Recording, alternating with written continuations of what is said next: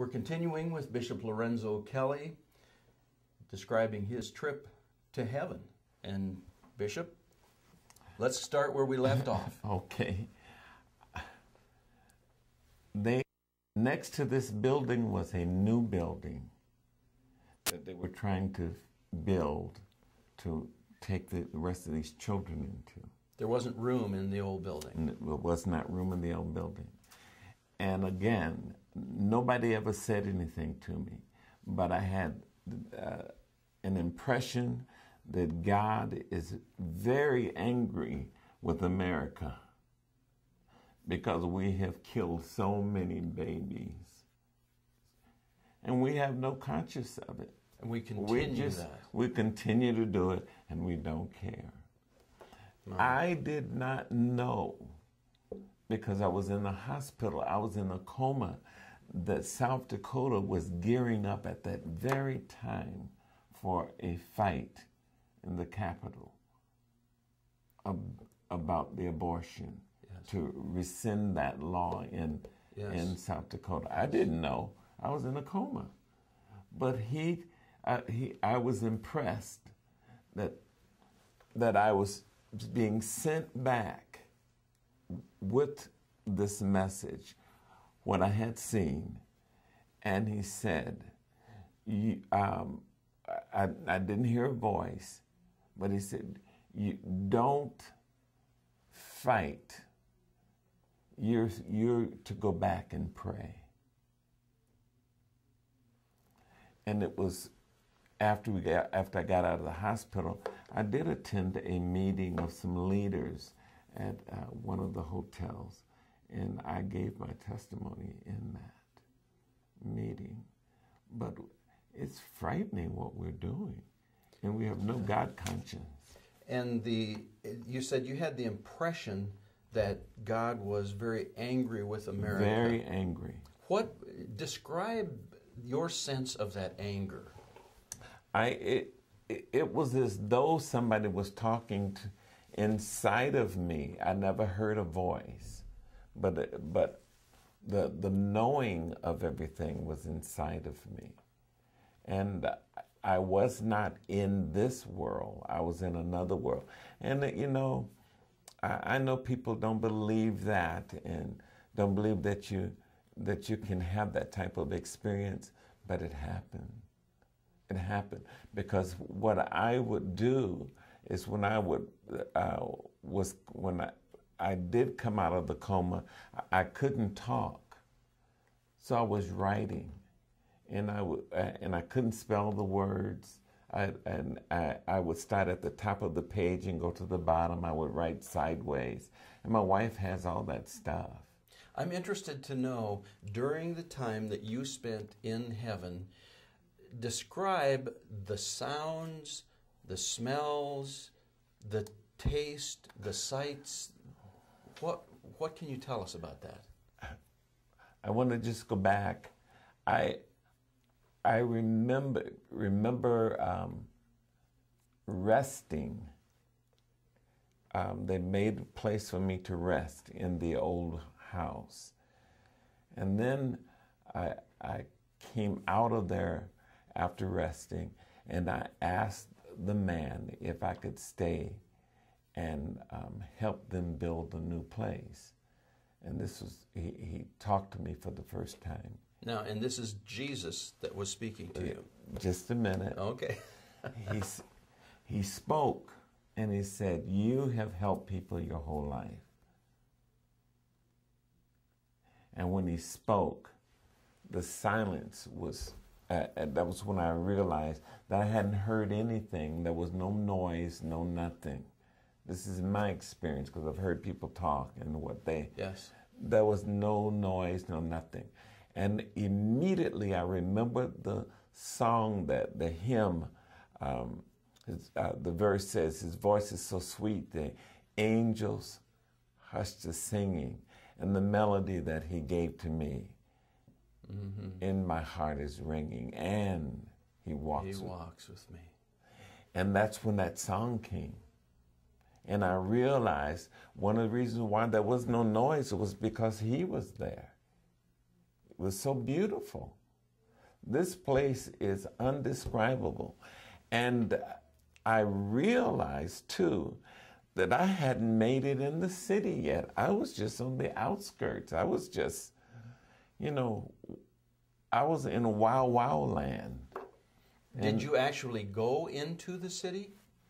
No, I was with him and he sent me back. You know, and there were other times where he would come and get me. There was another time he came and got me out of that room. These other experiences, I didn't know that I was in the hospital. This time, I knew that I was in the hospital. And he would come in my room and sit and talk to me.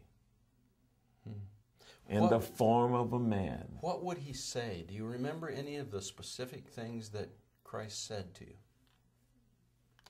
You know, I remember some, and some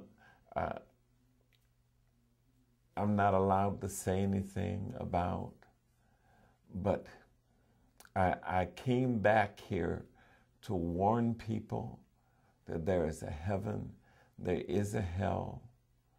I came back here to tell people of his love for us. I came back to tell the church that he's a holy God and that he is looking for holy people. It's not enough to belong to a country club church. And that's what we have created as country club churches. We come in for a tickle, a good feeling, then we go on about our lives. He wants to be Lord of our lives. What was the experience of being with him like? Can you put that in words? You can't.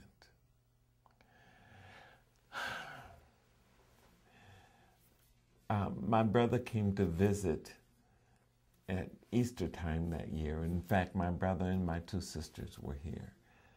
And one of the first things my brother asked me was, what did he look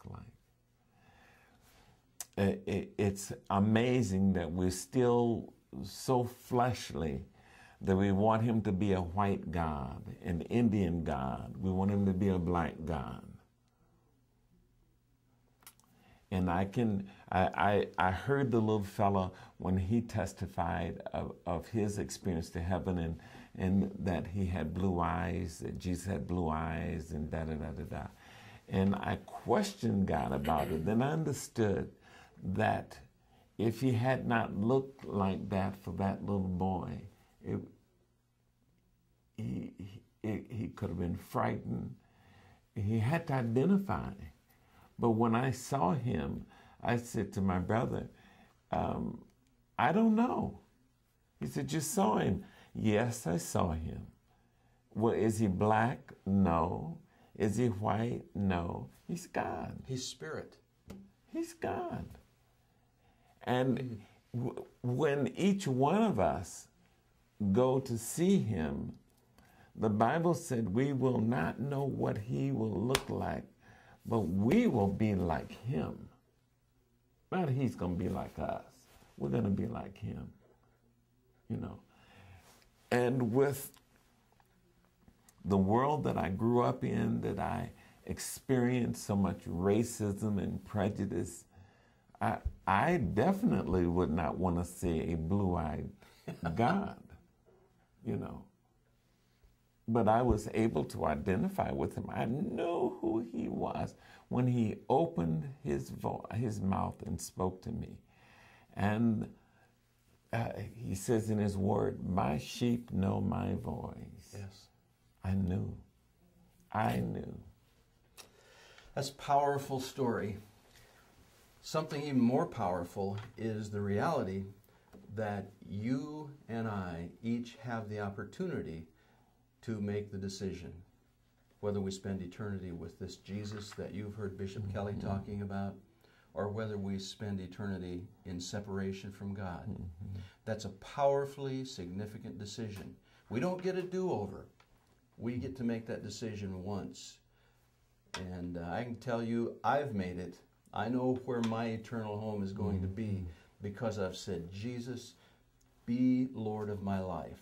And I want to invite you right now, wherever you are, wherever you're watching this video, you have the opportunity right now to make Jesus the Lord of your life.